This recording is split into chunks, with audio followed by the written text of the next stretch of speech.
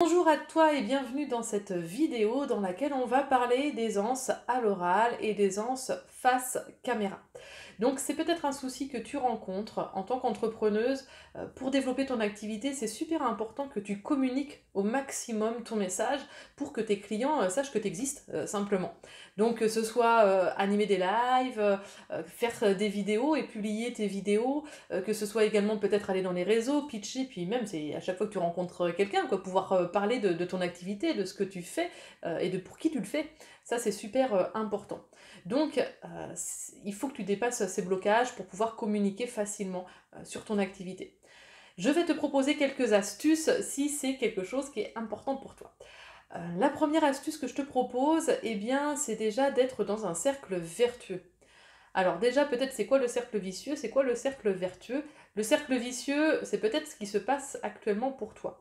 C'est-à-dire que tu prends la parole, mais derrière tu te fais un feedback qui est négatif, ce qui fait que tu perds en confiance, t'as pas envie de recommencer et tu fuis tous les contextes de prise de parole. Ça, c'est le cercle vicieux. Maintenant, si tu veux aller sur un cercle vertueux, eh bien, ça va être au contraire. Ça commence par, tu passes à l'action, donc tu te rends visible, tu prends la parole, et derrière, en fait, tu vas te faire un feedback qui va être constructif. Un feedback constructif, c'est quoi? C'est de ne pas être vaste. C'est-à-dire que dans ton feedback, il faut que tu t'appuies sur des critères. Alors déjà, première chose, tu peux te féliciter. Reste sur le positif, félicite-toi, c'est chouette, il y a plein de choses positives dans le fait de prendre la parole, même si c'était pas parfait, c'est pas grave, il y a plein de choses positives autour de ça, donc déjà prends-en conscience. Et puis après, appuie-toi sur des critères, plutôt que de dire oh franchement j'étais vraiment naze, ça veut absolument rien dire, tu ne sais pas comment progresser, eh bien tu te dis, alors peut-être que ce sont les mots que j'ai utilisés qui n'étaient pas adaptés.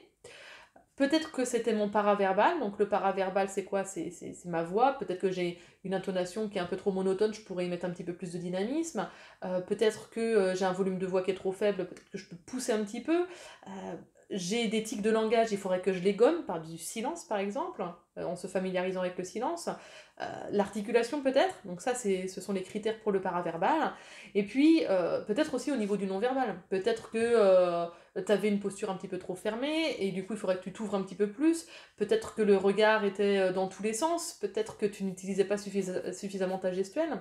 En tout cas, là, quand on regarde quelqu'un prendre la parole, et quand on écoute quelqu'un prendre la parole, eh bien, ce sont ces différents éléments qui vont nous laisser penser que la personne a confiance en elle, que ce qu'elle dit c'est crédible, et surtout qu'on a envie de l'écouter. Donc, ça peut être intéressant pour faire du feedback à d'autres personnes, mais ça peut être super intéressant également pour te faire du feedback à toi. Parce qu'à partir du moment où tu mets le doigt sur ce que tu dois améliorer, bah, tu sais comment l'améliorer.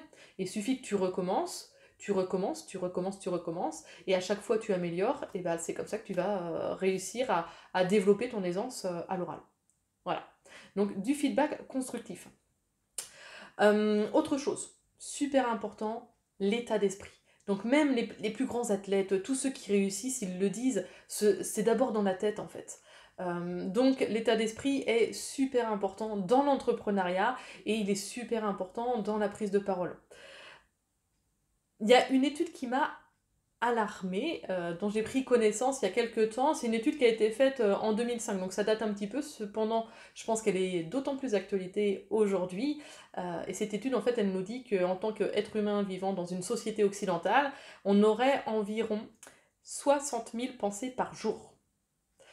80% de pensées négatives et 95% de pensées récurrentes. Donc c'est comme s'il y avait un petit hamster qui tournait un petit peu en rond en haut. Ça nous dit quoi? Ça nous dit que pour vivre sereinement, eh bien il est urgent de penser moins et de penser mieux. Alors penser moins, c'est quoi? Tu as peut-être déjà entendu parler de méditation, alors notamment si tu es dans le milieu du bien-être, tu connais bien. Mais en tout cas, tout ce qui est méditation, pleine conscience, ça permet quoi? Ça permet de ne pas se laisser embarquer par le mental. Et donc de réussir à revenir dans l'instant présent pour être pleinement présent à ce qu'on est en train de vivre. Comment est-ce qu'on fait ça? Quand on parle de pleine conscience, c'est de se connecter à au moins un des cinq sens. Donc, ça va être de manger un petit carré de chocolat, mais d'être pleinement concentré sur les différents aspects gustatifs de ce carré de chocolat, par exemple. Ça peut être d'écouter de la musique, mais d'être pleinement connecté en fait à ce que j'entends, à ce que j'écoute. Ça peut être d'aller se balader dans la nature et puis de sentir l'air sur sa peau et d'être vraiment connecté avec les différentes sensations. Donc, en tout cas, revenir dans l'instant présent pour ne pas se laisser embarquer par les pensées.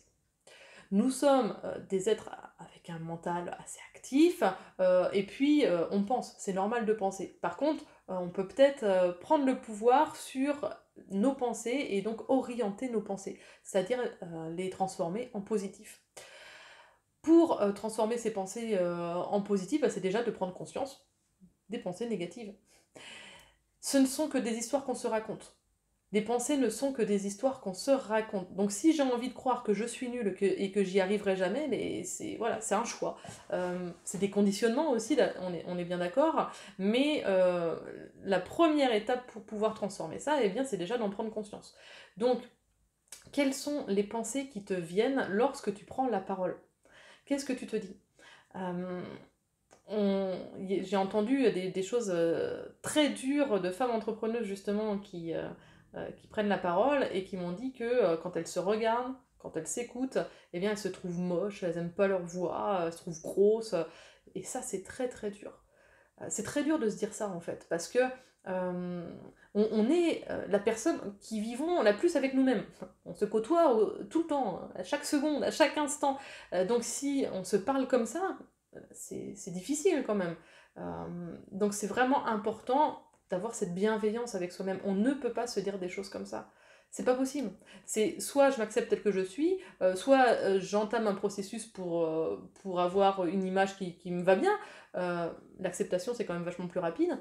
Mais en tout cas, l'importance, c'est d'avoir une bonne relation avec soi-même. Donc je vous invite à travailler sur votre état d'esprit.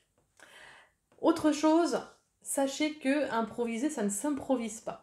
Et je vous dis ça en tant qu'improvisatrice. J'ai fait pendant très longtemps de l'improvisation théâtrale. Et en fait, un bon improvisateur, comment est-ce qu'il fonctionne? Eh bien, déjà, il s'entraîne énormément. Et dans ces entraînements, eh bien, il apprend à improviser à travers des contraintes. Et donc, le pire truc pour un improvisateur, c'est qu'on lui propose de faire une improvisation libre.